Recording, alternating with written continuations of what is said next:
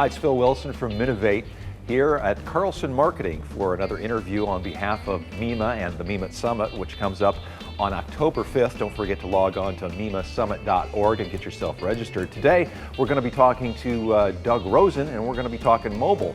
We got a few minutes to kill while we wait for our interview, and we just noticed that this blank space right here, that was supposed to be welcoming us.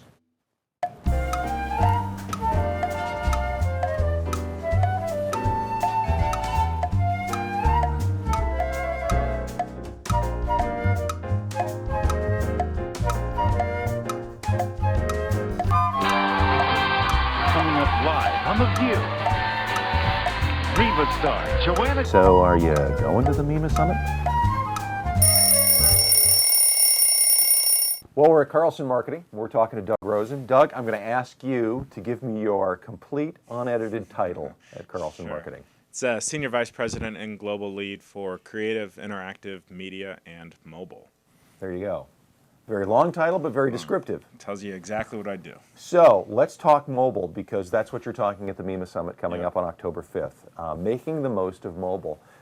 Give me first give me a little bit of background on you and how you got really active in this mobile space. Well, it happened a couple of years ago when I just joined Carlson Marketing. That was 3 years ago. And we were looking at ways at which to extend our business further and identifying what is the next trend in marketing akin to the internet, and no doubt mobile we believe will be that. So for the past 3 years, we've been putting a lot of time, emphasis, and investment around mobile products, services, and how do we truly mobilize everything we do for our clients. When you talk mobile, what technologies are we talking about? You know, right now, it's all about the app. Is that the only thing that you're focusing on right now, or the predominance of it? We break mobile down into 3 areas: planning, delivery, and measurement. Within the delivery, you've then got 3 kind of tactical decisions. Messaging, which is everything from text messaging to polls and surveys, to then browsing, which is mobile internet sites, mobile advertising, mobile search, to then downloads, which is apps, ringtones, tickets, barcodes, things like that. What's the priority application of mobile? I mean, you talked about an iPhone app can be considered one, but it may not necessarily be the right one or the priority.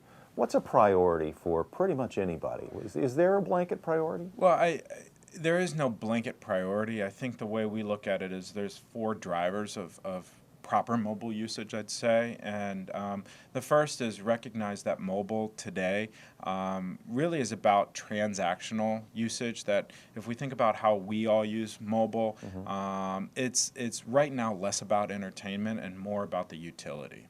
Okay. So that's the first thing. The second thing is we need to understand that it's best part of a multi-channel campaign. You just can't do mobile by itself. Okay. And to realize that immediacy and what I call the snackability, or getting little bits of communication through mobile, is really how to make it part of that mix. Also, we believe, and because we focus on relationship building as an agency, that mobile is really about that ultimate relationship. Because if we think about a phone, it's the most personal communication device we have. Everyone's got one on them all the time. And so you need to make sure you got that value exchange. You give me this, I'll give you that. Really worked out before you begin. The last thing is the notion of getting close to people, proximity. Not so much here in the U.S., but in other parts of the world where you can use what's called location-based services, where we can tell where you are and deploy messages to you based on that. When does mobile communication become intrusive? When does the message become spam? Have you seen any, had an experience on knowing where the line is and where not to cross it? Well, I mean, it's very much like email marketing. You have to make sure you get the right permissions from the customer, understand, or allow them to understand what are they getting out of this. And if you don't do that, then it could be the best program in the world, the most brilliant creative in the world, but to the consumer, they're going to feel that this is spam, that this is unsolicited, I didn't ask for this. Now, they might have, So it's really important that you get the consumer's preference, you understand what they want out of it, and you tell them that early on. Well, I can see the correlation with email as far as reaching out and touching. The difference here, though, I think that should be addressed is that this is you're always on, always wired, always connected. So a message via mobile can stand to be much more intrusive. Correct. Than a message that comes in via email. Which goes back to my earlier point that mobile really is that ultimate loyalty or relationship mechanism, because you have to have that value exchange. You have to make sure that consumers know what are they going to get out of it by them participating, and that they find value in that. And if they don't, then they will view it as intrusive. A program we ran over in Asia for a very large donut chain was where we took their loyalty database and invited people for manager specials. And 3 o'clock every day, if you're walking by this donut chain, we'd send you a message to say, come on in, we'll give you a free donut with a cup of coffee. That's not intrusive because A, people signed up, B, there was value, and C, we told them what they were getting before they got it. Give us a primer, give us the highlights, some bullet points of what the attendees of the MIMA Summit, which again is coming up on October 5th, in your session, what are some of the things that they can look for as takeaways?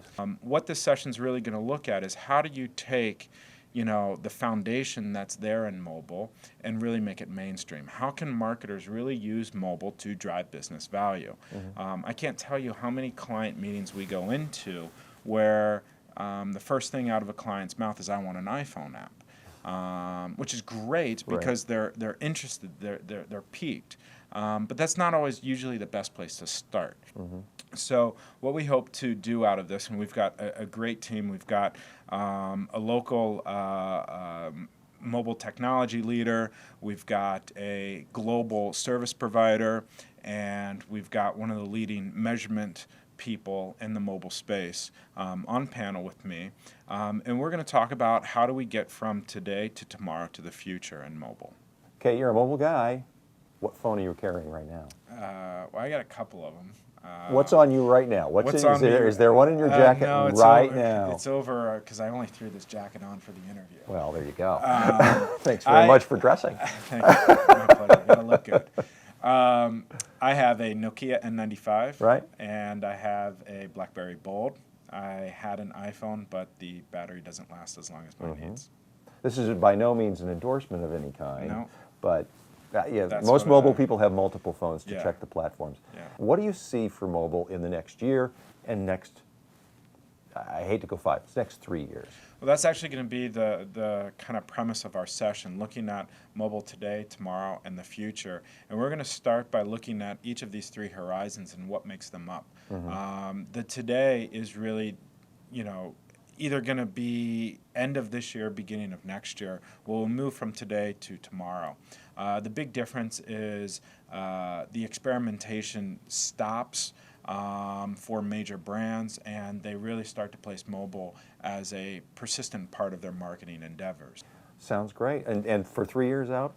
3 years out, well, it's hard to see, and I think if anyone truly can tell you the honest answer, I wouldn't believe them.